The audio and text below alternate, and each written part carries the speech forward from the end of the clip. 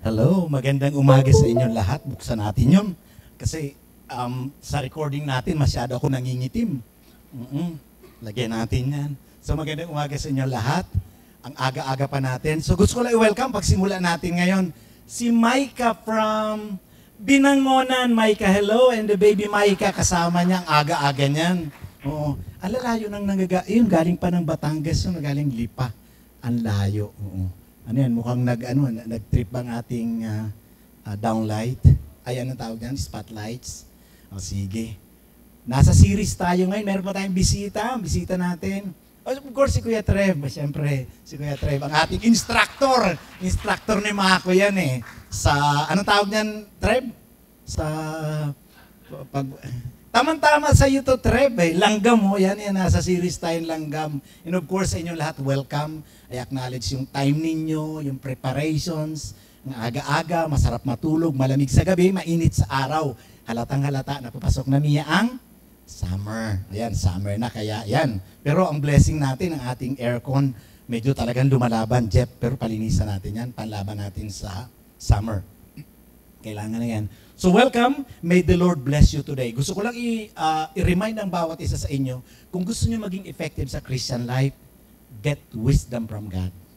Wisdom pa din. Kasi sa time na kung ano-ano nangyayari sa labas, ang daming opinions, ang daming reviews, ang daming sinasabi sa mundo, alam mo meron kang wisdom. Yun ang kaibahan ng Kristiyano at sa namumuhay lang ng floating lang sa labas sa parang styrofoam. Kung saan papuntang hangin, doon sila. Okay, so dito sa atin sa 211 Ministries, allowed mag-work, inaalaw natin ng Holy Spirit mag-work sa atin lahat. Kasi hindi ko naman kaya magbago ng tao. Ang kailangan ko lang na may time ako sa Kanya, na para sa ginagawa ko rito sa harapan at sa atin ng mga leaders at sa atin mga tinawag, nag-work si God sa atin. So nakita nyo, may langgam dyan. This is the last series ng ating pag-uusapan tungkol sa wisdom from the leadership of ants. Kaya ayan, tulong-tulong. Ipagpalagay na lang natin yung nasa harapan, si Kuya Trev yan. Kuya Trev, yan yan, no? Okay. Then of course, second timer natin, si Joy and si Gary from Santa Ana. Thank you for joining us today. Sabado kami, alas 7 kami kagabi sa aming D group sa Santa Ana. Okay. So, hatawin na natin ito. Pero wag natin kalimutan, mamayang hapon magsisimula natin ang ating C2C Kingdom Discipleship Process. Ito ay gagawin natin mamaya 1:30 to 2:30 at ang kasunod nito na process, possible ay next year. Tuloy-tuloy na yan, kaya makita nyo yan, yung discipleship process na yan para sa, if you want to learn more and grow more in understanding about the kingdom. 12 lessons yan patungkol sa, C2C means complete to complete, the complete gospel that Jesus preached. Okay? March na next week. Bago na. Hindi natin mapigil ang araw at dadami talaga edad mo, kahit anong gawin. So, dadami talaga at ito na aking last year para ma-experience ko na next year ang 20%. Ganun kasimple yun. Hindi na natin mapigil talaga yan. Pero hanggat may nagagawa pa, kaya pang tumayo, kaya pa magsalita, gagawin natin yan. So, Kingdom Discipleship na tayo para sa next series, next, yan, makita nyo, ipag-usapan natin yan, yung wisdom na yan, nakuha natin sa organic issues, na dapat ang disciple ni Christ, environment friendly, no harm to nature. Dapat 100% supernatural product, hindi lang natural product, galing talaga yan. So that is the word feed. By the way, sa atin mga nasa online na nanonood, pwede nyo mapanood dyan kung mga nakaligtaan kayo na topic sa ating series sa ating Facebook page. Hanapin nyo lang ang 211 Ministries Mandaluyong or sa ating YouTube channel. Walang ads yan. Kaya dahil hindi naman natin ginol ang mamonetize yan. Okay, so are you ready? Kingdom Discipleship. Last na natin dito sa part ng Kingdom Leadership. Bakit ba puro kayo Kingdom Pastor? Dahil ang message ni Jesus Christ ay Kingdom. At yan ang pag-uusapan natin, halos lahat sa loob ng March. Papaliwanag natin yan. The 211 Ministries Word Feed for the month of February. And this is the last Sunday at pag-uusapan natin ang wisdom ng ant. And for introduction, Pag-usapan natin ang purpose. May purpose tayo lagi. Anong purpose nito? Para saan? Bakit kailangan ko maintindihan ang salita ng Diyos? Samantalang pwede naman matulog. Kung nagtrabaho tayo ngayon, naglaba tayo, wala na tayong problema sa bahay. Di ba? Pero ano ba ang kahalagahan ng Word ni God? Ba't kailangan natin ito? So ang purpose nitong Kingdom Leadership na topic natin for the month of February at nasa 4th series tayo ngayon, to explore the leadership wisdom of God's design for the ants. Lahat tayo leaders. Lagi natin pinag-uusapan yan from the very beginning. Lahat kayo merong leadership na tungkulin dito sa earth. Hindi kayo nag-i-exist as followers to death. So, God's design for the ants that He would like people to follow and apply. Saan natin makikita yan? Proverbs chapter 6 verse 6, sabi ni God, "Go to the ants, you sluggard, consider its ways and be wise." Kailangan mo ng wisdom. Without that wisdom, wala kang kakapitan kapag dumating ang time ng mga pagsubok at mga temptations na dumarating sa inyo. Look at the ants. Tingnan mo sila. Yan, napag-usapan natin yung last week yung about traffic. Kaya kung gusto nyo makita yan, balikan nyo na lang yung ating topic last week. So, first Sunday of February, pinag-usapan natin ang small but big. Second Sunday, today but future. Last week, limited but unlimited. Okay, si Ezra, pwede na rito mag-ano. Then, ngayon, bound but free. Dahil last night natin itong pag-uusapan, i-review ko lang sa bawat isa sa atin na yung nasa kaliwa ng ating outline, ganyan ang ating pananaw sa ating sarili. At ini-encourage ko kayo, pakinggan nyo si God dahil si God ang nakakaalam ng buhay mo, ng buhay natin, that He created us big with a future, unlimited. Tama yung pinakanta ni, thank you Kuya Miko sa pinakanta mo kanina na limitless. Si God limitless. Kaya nga nothing is impossible for God and nothing is impossible for those who believe. And now pag-usapan natin itong nakakulong pero malaya. Paano natin makikita yan, nakakulong pero malaya? Sasabihin ko sa inyo, sa dami kong nababasa sa Bible, hindi yung opinion ng world, yung ants, yung mga langgam ang magaling dito. They are bound, but they are free. At sabi ni God, go to the ants, Dennis, learn from them, consider its ways, and be wise. O simulan na natin agad. Bound but free. Other word for bound is simply lang imprisoned, but they are free. Number 1, for ants, law brings them happiness. Okay, medyo kaiba to. Kaya kung gusto mo ng wisdom, learn from here dahil hindi ito galing sa world, hindi ito galing kung saan-saan, gusto ni God magamit ito. Gusto mo maging masaya, dapat meron kang law. Meron kang rules and regulation. Simulan natin. Ants are creatures of little strength, yet they store up their food in the summer. So ang storing up or warehousing, malalaking, ano yan eh, ito yung action-driven ng, kumbaga, ito yung work ng mga action-driven individuals, especially ang ants. Kapag action-driven ka, kapag meron kang vision, dapat maintindihan mo, ang kaibigan mo rito ay law. Bakit? Tingnan nyo ang sabi sa Bible. Pinag-usapan natin ito, sabi ko, i-explain ko yan sa inyo. Pinag-usapan natin to dun sa today but future, itong verse na ito, pero yung pag-uusapan natin ang lower part. Where there is no vision, the people perish. Ang taong walang vision, walang plano, walang purpose, walang nakikita sa future, wala rin sisimulan ngayon, kaya wala silang future. Ngayon, kung may nakikita kang vision, ang Bible may sinasabi, madalas itong kino-quote na verse, pero hindi ito ini-explain. At try ko explain. But he that keepeth the law, happy is he. Ang sino man tumutupad or gumagawa ng batas, ay masaya. Sino sa inyo ang masaya kapag merong rules and regulations? Nakikita mo, nagmamadali ka, may traffic light. Law yan. Law is the best friend of a vision-driven person. Ang ants ay napakagaling na example dito. So pag pinag-usapan natin itong bound but free, pag-uusapan natin dito yung law.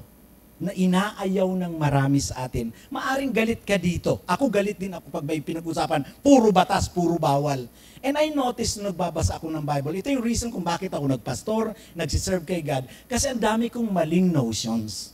Ang akala ko nun, pag may law, puro bawal, hindi pala ibig sabihin ng law or rules and regulations ay bawal. Intindihin mo kung anong pagka-design ni God yan. And once again, babalikan ko ito dahil baka hindi ko na mabanggit mamaya itong verse na ito. Where there is no vision, the people perish. But he that keepeth the law, happy is he. So kilalanin mo ang sarili mo ngayon, depende sa design ni God sa iyo, magkakaibang design natin, magkakaibang calling natin, magkakaibang ating leadership calling. And so, from here, kapag may nakita ka na vision, always think of this. I will have to see the law that will bring me to success. Ang law ay binigay sa atin to help you to become successful. What is a law? Law is a set of rules that govern how people behave in society. Laws are created and enforced by the government. In-enforce ito ng government.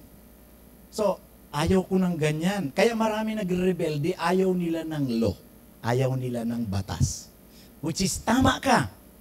Meron tayong sariling explanations, meron tayong sariling interpretations ng Bible, pero ang gusto kong ibanggitin sa inyo, always go back to the explanation of God. Sabi niya sa Isaiah, my ways are not your ways, my thoughts are not your thoughts. Ano ba ang gamit ng law? Okay? Ang iba ginagamit to abuse, pero si God binigay ang law para ikaw ay maging malaya, maging successful, at maging masaya. Kaiba ito, sa inyo nagdumaanan ng C2C, ito ay nasa ilang lessons na dadaanan natin. In a simple term, law is simply a boundary for our happiness and success. Ang law is simply a natural occurrence na binigay ni God sa atin. Ang isang magandang halimbawa niyan ay the law of track ng railroad. Ang LRT and MRT pwedeng mainggit sa jeep, sa buses, sa boats, sa eroplano, pero siya ay nakadesign para sa railroad. You are bound but free to become successful. Ang train, nakita mo yung LRT, tumatakbo na dyan sa Sio Boulevard. Walang railway. Sasakay ka kasi mabilis yan. Hindi makakarating yan kasi hindi siya nakadesign sa kalsada. So that is the law. So, pasimula pa lang yan. Simulan natin. Mas malaya ka at successful ka at mag-i-enjoy ka, walang aberya, kung ikaw birang LRT, you're enjoying the law of the rail track. Okay, tuloy natin. The kingdom of God is a government. Sabi sa Isaiah, unto us a child is born, and the government shall be upon his shoulder. And law is not a question if we will need it or not. Okay? Iklaro natin ito, lalo't marami ngayong mga nagsasabi na we are no longer under the law, but under grace. If you are a citizen of America, kapag ikaw ay naaprubahan na ikaw ay citizen na ng Amerika, pag pumunta ka ba sa Amerika, wala ng law. Kaya merong questionable yung idea ng we are not under the law, but under grace. Grace na pumasa ka, niligtas ka ni Kristo, grace na ikaw ay nakapasa sa consul ng US Embassy at naging American citizen ka, pero nung pumunta ka na sa bansa, kung saan citizen ka na, immigrant ka na, pwede mo na pagbabatuhin lahat ng mga buildings doon, tawid ka lang ng tawid sa lahat ng kalsada, wala ng law, and that's a big question if you will apply. Nung we are not under the law and under grace. Okay, kaya sa inyo ng mga, kaya nga sabi ko sa inyo, basahin yung Bible dahil ang dami mga teachings na medyo questionable ang interpretation. Ulitin ko, the kingdom of God is a government. At ang law sa kingdom ni God ay hindi questionable kung magkakaroon tayo niyan. So sabi sa Bible, sa Psalm 19 verse 7, the law of the Lord is perfect. So perfect yan. Anong gamit niyan? So kung may law si God, may rules and regulations, may batas. The law of the Lord is perfect, reviving the soul. Gusto mo ma-revive ang soul mo? Gusto mo ma-enjoy ang happiness, success, being bound but free? The statutes of the Lord are trustworthy, making wise the simple. Ayan na naman yung wisdom. Yung mga simple nagiging wise. Ang mga simple, ang mga mangmang, ang walang alam nagiging matalino. May pinag-aralan ka sa wala. You can get wisdom from the Lord. Okay? Ayan. Dito pala. Yan, ayaw sa akin ng ano. Nagtampo na ba ito? Ha? Okay, thank you, Chia. Buyo. Hindi ko alam kung ang problema, ay, umabante. The law of the Lord is perfect. Yan. Pag-usapan natin ang law, dadandahanin ko kasi mabigat ito dahil marami sa atin ang nagrereklamo, kahit ako. Yun ang reason kung bakit meron akong attitude na magrebelde. Dahil ang feeling ko, magaling ako kay God. Kapag may narinig tayo, napansin nyo, marami ngayon, pag kahapon namigay ako ng Bible dyan sa baba, noon namimigay ako ng Bible, sinabihan ako, bakit nakakain ba yan? Kasi nga, yung Bible is list of laws ni God. Anong gagawin ko niya? Nakakain ba yan? In any civil society, the rule of law is the bedrock of order and social justice. So gusto ko maintindihan ninyo, kapag mayroong batas, ito ang bedrock. Pag tinanggal mo sa isang paggugobyerno ang batas, ang gulo niyan. Okay? No human society can survive long without laws. Okay? Okay ba sa inyo yun? Nadandahanin natin. Itong mga nakalagay rito na tawag nito, itong mga slides, pwede nyo itong makita, pwede nyo itong picturean, or pwede nyo hingin sa akin. Pinapadala ko naman ito kung kailangan ninyo para hindi, sabihin nyo lang sa akin, mamaya send ko sa inyo yung slides nitong presentation na ito. The Bible, the kingdom of heaven's constitution. Pag sinabing constitution, that is the whole Bible from Genesis to Revelations. Pero yung laws, yan yung mga individuals. Kasi pag law, yan yung civil law, yung law sa marriages, law sa real estate, yan yung mga individual. Pero as a whole, ang tawag natin ay constitution ang Bible. Kasi nga government establishes the standard for the life in the kingdom. It also lays out the penalties for non-compliance. If you will not comply sa law na binigay ni God, ikaw din ang mananagot kung ano ang kapalit niyan. Okay? Sindahan natin. Iniisip natin laws as unpleasant and inconvenient demands that restrict our freedom and limit our options. Ang law ay hindi set, o bawal yan, bawal ito, bawal yan. Kaya napansin nyo, sabi ko, hindi ako pastor na istrikto. Ang law ay dapat nating ituro para maintindihan mo na ito ang gabay mo for your success and happiness and freedom. Kaya lang, ang thinking natin, bawal na naman yan, bawal tumawid dito, bawal doon. Ang traffic light, nilagay yan para hindi para pagbawalan kang tumawid, kundi para protektahan ka at maging masaya ka, mabuhay ka ng mahaba. Sa EDSA, nakikita ko dyan, may tumatawid pa din. Di ba? Si Joe, ito lagi ito nasa kalsada. Walang traffic light dyan, tumatawid kayo, kaya marami nasasagasaan. Ang may kasalanan, yung sasakyan. Nakita na tumatawid ako sa EDSA? Hala. Ako nakakita ako ng tumawid sa South Luzon Expressway. Ang angas mo. Walang traffic light dyan, hindi nga nilagyan dyan for your protection. Hindi para bawal, hindi tumawid. Okay? Dandahanin natin ito. Bakit magiging masaya ka kung merong law? Bakit may freedom? Katulad ng langgam, ginagawa nilang kanilang design sa kanya ni God, doing the things, wala silang complain na maliit kami, wala kaming lakas, pinagbubuhat kami ni God. That is the design. The law designed for them to enjoy, to reproduce, and to be happy. In reality, tingnan nyo to, dandahan din ko ha, laws are designed to free us to pursue unlimited options by providing a safe environment where we can live in peace. So, ibig sabihin kapag may law, mapayapa ka, paano yung pastor? Where we can live in peace, security, and confidence. Binanggit ko sa inyo kanina, LRT, MRT. Subukan nyo sumakay ng LRT or tren na wala sa rail track.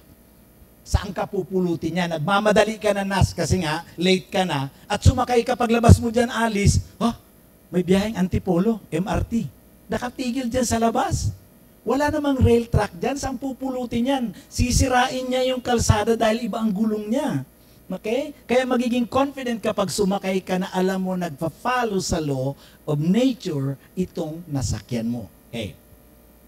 True freedom is always restricted by boundaries. True freedom is restricted by boundaries, and laws define those boundaries.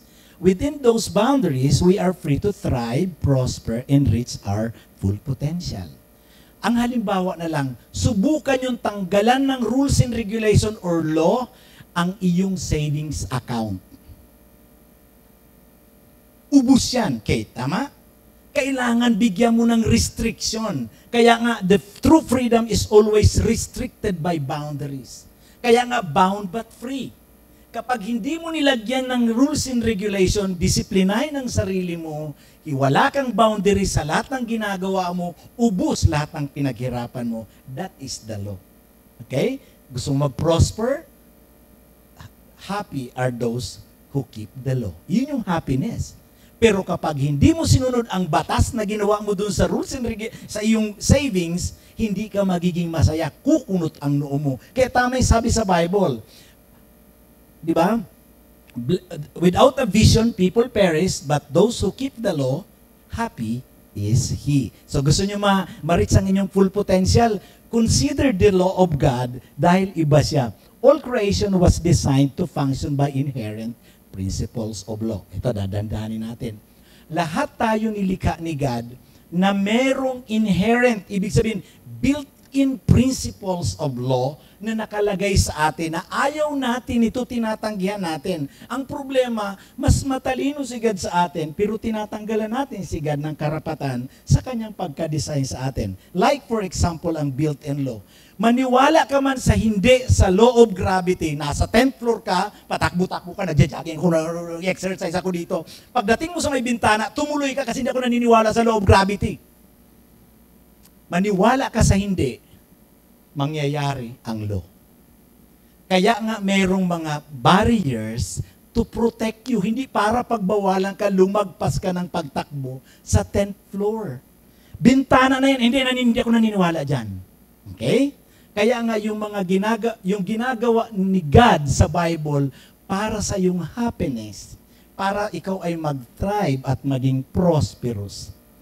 The natural law for birds, fish, seeds, and ants, they do not need tutorials para lumipad. Ang isda, tinuturuan ba maglumangoy ang isda? O isda, di ka rin tuturuan kita. Merong natural laws na pag ipinanganak sila, lalangoy at lalangoy talaga yan. Ang ibon, lilipad at lilipad yan. Ang seeds, wag mong ilagay sa lupa. Tingnan mo kung saan mapupunta yan. May law of nature. Para tumubo yan at mamunga, kailangan mag-thrive ka at dun ka kung saan ka nakadesign. The same with the ants. Bakit nag-iipon sila for summer na wala naman nagtuturo sa kanila? Walang tutorial. Ganito pag-iipon ha, ganito pag-buhat ng kanin. Yung asukal ni na Jeff, kuhanin mo, ninamay ka. Kuhanin mo yan, ninamika, yung mga asukal niya, di ba, langgam? Walang nagtuturo sa kanila. Ang idea lang is, they just flow with these principles na tinatawag natin na natural laws. Hindi ka pwedeng mag-against dyan dahil kayo rin ang mahihirapan. Kaya tingnan nyo, ang mga langgam pagdating ng winter, blessed are those who keeps the law. Keep it the law. The reason why ants are productive because in pursuing their vision, they keep the law as part of their SOP. Yan yung ating SOP. Kailangan, iyan ang pagka-design sa akin ni God. I have to enjoy that. Sabi ko nga sa inyo, napunta ako na Maynila dahil gusto ng parents ko, maging ganito ako. Pero sabi naman ni Lord, maging pastor ka, Dennis. Blessed are those who keeps the law. Number 2. For ants, the covenant made them abundant and successful. Gusto ko yung mga terminologies na merong ant. Na without ant, coven ang labas niyan. Without an ant, a bond. Hindi mo mababasa yan. Kasama sila sa model ni God. Walang pinag-aralan, ang liliit, pero they are a good example. When we talk about covenant, our God is a covenantal God. Diyos ng kasunduan. May contract siya at ang contract niya ay ang Bible. Na kapag ginawa mo ito anak, ito rin ang meron kang makikitang benefits sa iyong pagsunod sa akin. So, kung gusto mong gumaganda ang buhay, tingnan mo to, ant leadership value God's covenant. Wala silang reklamo kung maliit sila, nag-iipon, kung anong ginagawa, hindi rin sila nag-aaway-away. Wala akong nakitang mga langgam na nag-aaway-away. What is a covenant? In the Bible, a covenant is an agreement, magdikit sila, is an agreement or promise between God and a person or group of people. Na andito ang promise ni God, kasunduan. Kapag ayaw mo nito, ikaw ang mawawalan. Kaya nga, blessed are those who keeps the law. Kaya pag sinabi ni God na, dinisign kita, Dennis, na ganito ang plano ko sa iyo, huwag mo nang dadagdagan at huwag mo nang babawasan kasi walang ibang mahihirapan kundi ikaw lang. Covenant or law are both boundaries designed to protect us and for us to be successful. Maaring hindi nyo ako maintindihan, ano bang ibig sabihin, Pastor, nang napoprotektahan ka ng law? Dito sa bansa natin, ang daming law na sinusuway nila. Nakita nyo yung mga katulad yan. Alam natin sa batas natin, bawal ang corruption. Hindi pwede ang corruption, pero nagkukorrupt sila. Tingnan nyo yung pananaw nyo sa mga taong corrupt. Wala kayong tiwala, wala kayong pagalang. Why? They are moving outside the boundary. Para simplihan na lang natin, natural law or God's covenant is the standard for effective function of everything that God has created. Gusto maging effective? Always consider the ways of the Lord. Dahil kapag hindi mo kinonsider ang natural laws designed for you and me, ikaw din ang masasaktan. Katulad ng shabu. Alam mo, ang katawan natin, may mga hindi pwede sa katawan, pero ipinipilit natin. Ano nangyayari sa utak ng tao? Nakikita niyo ang outward manifestations sa tao na may ginagawang hindi tama. Yung mga taong nagbabago ang pag-iisip, yung mga sugarol, nag-iiba ang kanilang pananaw. Hindi sila nahihiyang magnakaw. Kasi nga, kailangan nila yung gusto nila. Always look at the ants. Ang ants ay magaling sumunod kay God. Tandaan niyo ito, violation of natural law, on the other hand, leads to dysfunction. Tanggalin mo ang isda sa tubig. Magpa-function ba yan? Magmamalfunction yan. Tanggalin mo ang seed sa lupa. Tanggalin mo ang bird sa air. Nilagay mo sa dagat. Ang ants, nilagay mo sa disyerto, patayan. Because a fish is designed to live and breathe in the water, not out of it. Ikaw din, subukan mong gawin ang hindi nakadesign sa iyo. Ikaw din ang papatay sa sarili mo. Kaya huwag ipipilit ang hindi nakadesign para sa iyo at sa akin. May mga tao kung ang nararamdaman mo sa law at ito ngayon ang nararamdaman mo, Pastor, nasasakal ako ng batas ng Bible. Kaya maraming hindi uma-attend ng church. Para at least lahat ng sinabi ko, maging sa atin na nasa online na nanonood nito, meron akong illustration, isang picture at kayo na magpaliwanag. Kung ayaw mo ng boundary, sabi ni God, kapag naandito ka sa loob ng aking law, ng aking boundary, ikaw ay protected, you will be happy, and you will be successful. Pero pag ikaw ay tumalon, bahala ka na. Sinasabi natin na mahal ako ni God, mahal ka nga ni God, nasa kamay ka niya. Pero pag ikaw ang tumalon, anong magagawa ni God? Naalala niyo yung promise ni God na sabi niya, He is a good shepherd. He is the door. Tingnan niyo ang itsura ng the door kay God. Si God, iyan, si Jesus Christ. Walang pintuan dati ang kulungan ng mga tupa. Siya ang nakaupo dyan, kaya pag may papasok dyan na leon, fox, tatamaan siya. Ngayon, pag pinag-usapan natin ang law or boundary, iyan yung boundary na yan. Gusto nating tumalon kasi nasasakal ako. Nasasakal ako ng batas ni God. Gusto ko ang aking paraan. Saan ka tatalon? Papunta rito? Hindi, Pastor, magaling ako tumakbo. Ayan, nag-exercise na. Yan bang gusto mong takasan? Tumatakas tayo, kaya nga sabi nga, pag under the law, pag sinundan mo ang law ni God, binigay sa atin ang law for you to become successful, productive, na pwede kang maglaro dyan ng malaya at makikita mo ang resulta. Ito ang gusto mo naghihintay sa iyo. Sabi ni God, I love you mga anak. Kaya lang hindi mo naiintindihan ang sinasabi ko. Gusto mong mag-try tumalon sa boundary. Kaya nga kapag may boundary, malaya ka at masaya ka at magiging successful. Kailangan ko ipaliwanag yan? Di na no? Klarado na. That is the law. Kaya nga, hindi masama yung sinabi ni God sa Proverbs 29 verse 18, happy are those who keeps the law. Pag tumalon ka rito, Jonathan, pwede ka pa ba maging happy? Kaya, Pwede ba maging happy? Sabi ni God, huwag ka mag-asawa na napakarami. Huwag ka magsyabu. Huwag mo sirain ang katawan mo. Yan. Pero yun ang kagandahan, si God may forgiveness. May magandang magagawa sa atin. Laws are built into creation, and laws always carry consequences for violation. Kaya kung iniisip natin, pinaparusahan ako ni God, may built-in sa creation, kaya may makita kayo, pinapanis na ba tayo ni God ngayon? Hindi. Always remember, God does not have to judge us. The law carries its own built-in judgment. Like for example, ang law of gravity, tumakbo ako sa 10th floor, palabas ang bintana kasi hindi ako naniniwala. Pag nahulog ako, Lord, ba't mo ako pinapabayaan? Meron ng design si God na batas para dyan. Hindi mo lang iniintindi si God. And for our application questions sa ating D group, may wisdom for success ka bang napulot dito sa Bound But Free? This is the last series for the month of February. Bakit sinasabi sa Proverbs 29:18 na blessed or happy is he who keeps the law? Kaya sabi ko sa inyo, ang Holy Spirit is allowed to talk here at 211 Ministries. At kung may sinabi siya sa iyo, ginawa ko ng party ko, iiwan ko na sa inyo yan. Makita nyo ako sa labas or magkita tayo na huwag kayong matakot sa akin, huwag kayong mahiya sa akin dahil hindi ako ang Diyos mo. Ako ay tinawag lang ni God to preach to you kung paano ka magiging happy, paano ka magiging successful, at paano ka mag-enjoy sa buhay na ito. Let's pray. Father God, we honor you today. Thank you for the wisdom that we learn from ants, bound but free. Ang liliit nila, para silang nakakulong na ulit-ulit ang ginagawa, but they are productive. They are successful, efficient, and effective in their lives. God, we honor you today. I just pray sa aking kapatiran na naandito.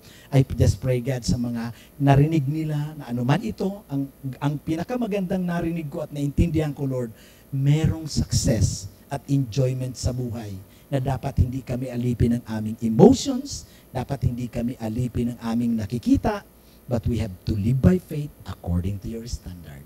Kung meron mang batas na nakasaklaw sa amin na dinesign mo, help us, God, to understand so that we can be productive, happy, and Lord, nag-glorify ka sa buhay namin in this world. Kung sa aming mga kasama na nagkakasakit na sa complaining about the law, Lord, forgive us and cleanse us. Restore us, God, back to inside, Lord, of your sheep pen so that we can enjoy and worshiping the name of the Lord Jesus. God, purihin ka, salamat. Sa iyo po ang kapurihan sa aming napakinggan at sa iyong presensya na nangusap sa amin. In Jesus' name we pray. Amen. Palakpan natin ng malakas si Lord.